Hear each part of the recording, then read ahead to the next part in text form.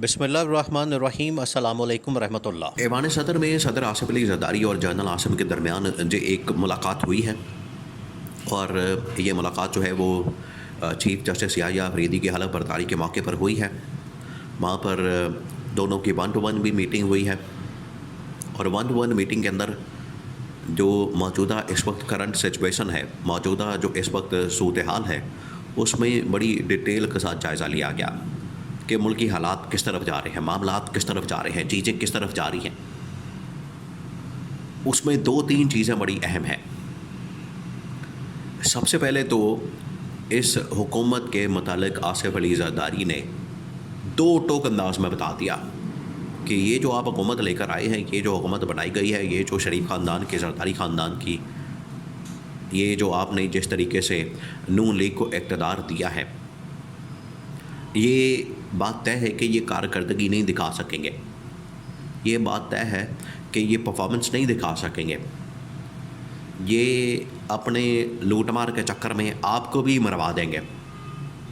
तो आसिफ अली ज़रदारी ने वहाँ पर 2 टोक अंदाज में जनरल आसिम के सामने ये मामला रखा। ये पहली बात। दूसरी बात ये कि आसिफ अली ज़रदारी ने, पीपल्स पार्टी ने शहबाज शरीफ को ये कन्वे कर दिया है कि आपने हमारे साथ धोखा करके याह्या अफरीदी को चीफ जस्टिस बना दिया और मंसूर अली शाह का रास्ता रोका गया। जबकि हमें मंसूर अली शाह से भी कोई मसला नहीं है, हमें याह्या अफरीदी से भी कोई मसला नहीं है और मुनीब अख्तर से भी कोई मसला नहीं है, मंसूर अली शाह से और बाकी लोगों से कोई मसला नहीं है। तो पीपल्स पार्टी तो बीच में से निकलना चाह रही है। लेकिन यहाँ पर 2 चीज़ें हैं। एक तो ये कि इनको नज़र आ रहा है कि अब ये याह्या अफरीदी को चीफ जस्टिस बना के फंस गए। इनको पता लग गया क्योंकि याह्या अफरीदी ने जो अपना मूड दिखाया, जो उनकी जानिब से ये फ़ैसले सामने आए हैं, एक जजेस कमेटी को बहाल करना, फिर उसके बाद जो फुल कोर्ट इजलास हुआ है, उसके अंदर याह्या अफरीदी ने साफ बता दिया है कि मैंने अब सुप्रीम कोर्ट या अदलिया की आज़ादी के ऊपर कॉम्प्रोमाइज़ नहीं करना। साफ बता दिया। इनको नज़र आ गया।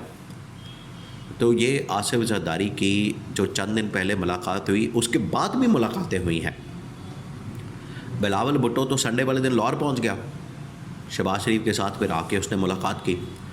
अब शहबाज शरीफ के साथ जो मुलाकात हुई, उसके अंदर राजा परवेज़ अशरफ, नवीद कमर, राणा सनाउल्लाह अटॉर्नी जनरल मौजूद थे, लॉ मिनिस्टर भी वहाँ पर मौजूद था।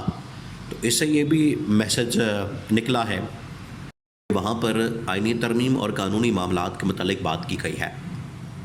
और वहाँ पर भी ये बिलावल भुट्टो ने, पीपल्स पार्टी ने अपना जो कंसर्न है वो सामने रखा और बताया कि आपने हमारे साथ धोखा किया, 2 नंबरी की, और हम जो चाहते थे कि मुल्क के अंदर ये अपनी मर्ज़ी का चीफ जस्टिस आप जो लाना चाहते थे ना, आपकी मर्ज़ी का आना, हमारी मर्ज़ी का आया, हम तो उल्टा फंस गए हैं। तो ये बिलावल ने भी अपना कंसर्न जो है वो शहबाज शरीफ के सामने रखा। आसिफ ज़रदारी ने उस दिन जनरल आसिम के सामने ये मामला शहबाज शरीफ का सामने रखा और आज जो है बिलावल भुट्टो ने ये सारी सिचुएशन शहबाज शरीफ के सामने रखी। देखिए कैसे इमरान खान ने इनको बेनकाब किया, नंगा किया और दुनिया के सामने ला के बिठा दिया। इमरान खान ने तो पहले दिन ही बता दिया था कि ये जब इनके ऊपर बात आएगी, इनके एहतसाब की, इनकी चोरी की, इनके हिसाब किताब की, इनके अकाउंटेबिलिटी की, जब भी बात होगी ये इकट्ठे हो जाएंगे और मैं इनको इनका एहतसाब करूँगा, इनको बताऊँगा आपने लोगों ने जो पैसा लूटा है, आप लोगों ने जो मुल्क का ख़जाना लूटा है, वो वापस करें पैसा। तो इमरान खान ने कहा था कि जब मैं इनके ऊपर हाथ डालूँगा, मैं जब इनको पकड़ूँगा, इनको गिरबान से पकड़ूँगा, तो ये क्या करेंगे, सारे इकट्ठे हो जाएंगे। तो इनका मकसद इकट्ठे होने का सिर्फ़ और सिर्फ इमरान खान के ख़िलाफ़ है। बाकी अंदर से ये एक दूसरे का ऐसा ही इनके साथ ताल्लुक़ है जैसे इट कुत्ते का वैर होता है।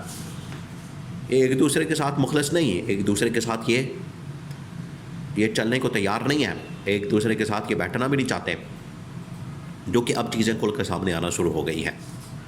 तो आईनी तरमीम करके जो इन्होंने ये सोचा था कि सर्वाइवल का मसला निकल गया, अब सर्वाइवल और ज़्यादा मुश्किल हो गया। उसकी वजह यह है कि एक तो अब अदलिया मुकम्मल तौर पर आज़ादी के साथ और अपनी इंडिपेंडेंस उसको कायम रखेगी, और उन्होंने जो फैसले दिए वो अब आपके सामने आ गए। ये पहली बात। दूसरी बात ये कि इनके जो आपस के इख्तलाफात हैं, आपस में जो इनके लड़ाई झगड़े हैं वो खुलकर सामने आ गए हैं कि ये आईनी तरमीम से लेकर बल्कि इक़्तिदार की बंदरबांट से लेकर आज तक जितने फ़ैसले किए गए हैं वो सारे खुलकर सामने आ गए। अब इसमें एक और साजिशी थ्योरी है।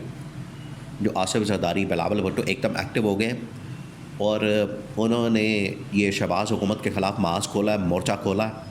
उसके पीछे एक और कहानी ये है कि अब बिलावल भुट्टो ने उस चीज़ के ऊपर काम शुरू कर दिया जो उसको गारंटी दी गई कि आईनी तरमीम पास करवा दो तो उसके बाद तुम्हें वज़ीर आज़म बना देंगे।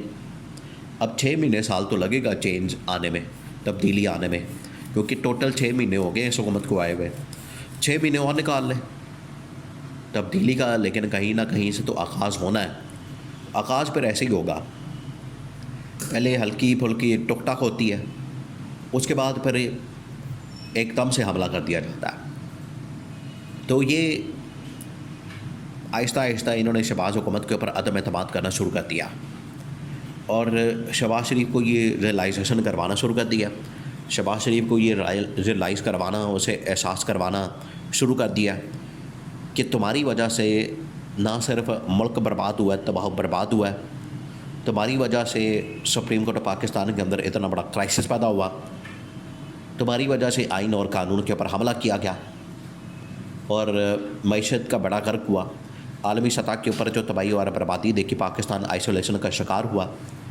ये सब शहबाज शरीफ साहब आपकी करतूतें हैं जिसका खमियाजा आज हम भुगत रहे हैं।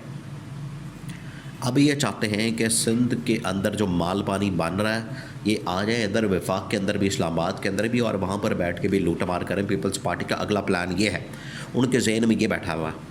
उनको गारंटियाँ दी गई हैं, उनके ज़मानतें दी गई हैं कि आप अगली गवर्नमेंट में बिलावल को वज़ीर आज़म बना लें।